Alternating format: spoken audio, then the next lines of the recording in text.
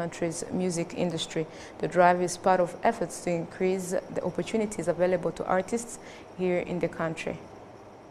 We are opening a Global Institute for Music, Creativity and Innovation.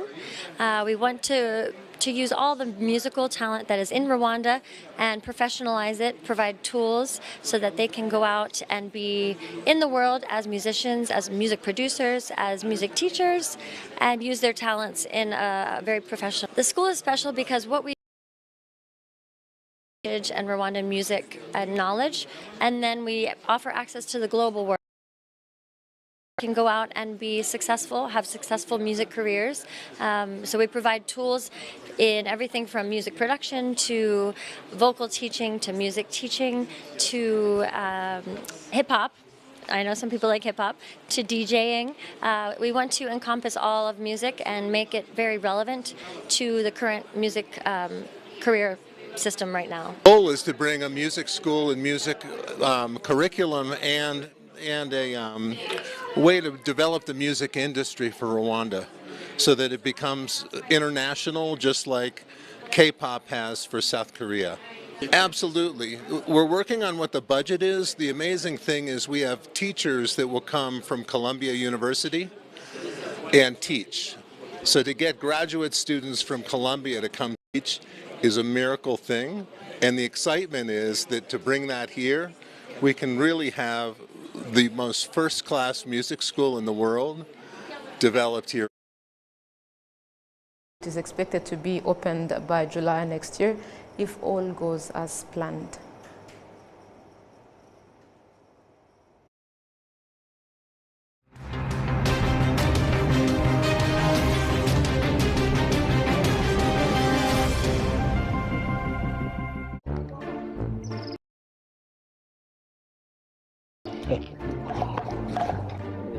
utekereza ko guhora wizigamira n'umushu ari byo birenze natwe niko tubibona ubona nta cyakurutira kugaragaza impano yawe niko bimeze. So guys uyu akumara iki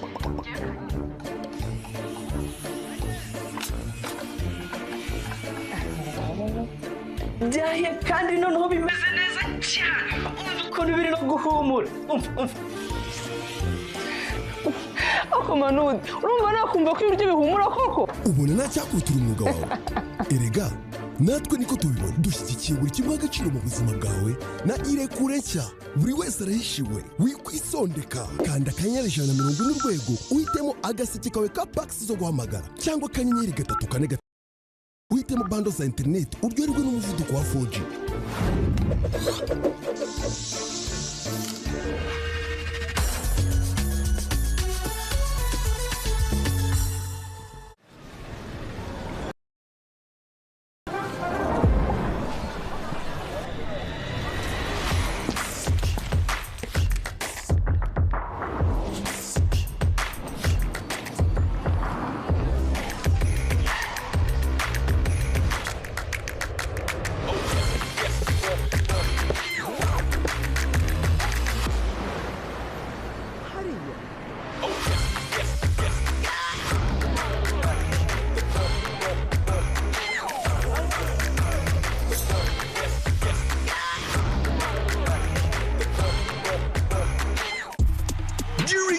Moments, laying hooks, giving away, making moves, breakfast with family. Inyange is always there. Whatever the occasion, whatever the moment, always ask for Inyange.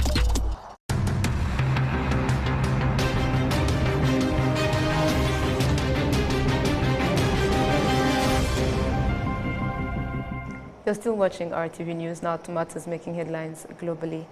Millions of Americans on Tuesday evening turned into presidential debate between Democratic Party candidate Kamala Harris and her Republican Party rival Donald Trump as the two clashed over several issues, among them abortion, immigration, and foreign policy. VOA has the details.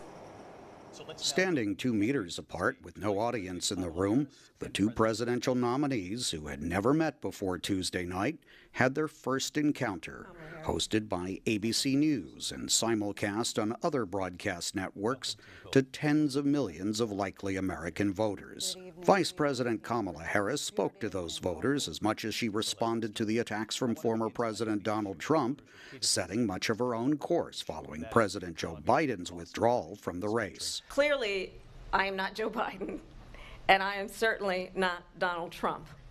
And what I do offer is a new generation of leadership for our country.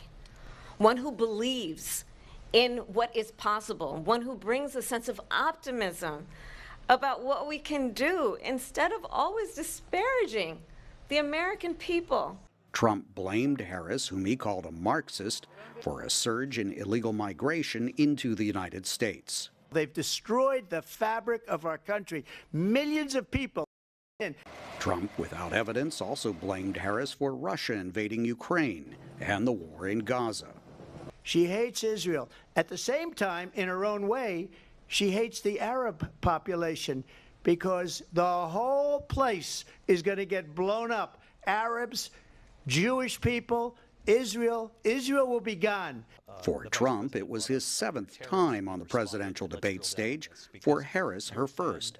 She said the Republican nominee is unfit to return to the White House, and there's a consensus about that. About democracy. Trump's surrogates in the spin room, such as Republican Congress, failed to articulate what she would do as president. Kamala Harris, all she did was attack him. She did. She didn't talk about her differentiations between her and the Biden administration. When Afghanistan came up, what did she say? A lot of nothing. The debate flushed out a clear contrast between the two, according to a Democratic Party congressman from California, Ted Lieu. Was weird and incoherent. Unless Trump and Harris debate again before Election Day, this may have been their best opportunity to try to sway the relatively small number of undecided voters. Steve Herman, VOA News, Philadelphia. Brings us to the end of tonight's bulletin, but before we leave, a reminder of our top stories. The Minister of Defense, Juvenal Mariza Monda, addressed an international audience on Rwanda's journey in rebuilding its army and its contribution to peacekeeping and security restoration in other nations and their employees. On the international scene, millions of Americans on Tuesday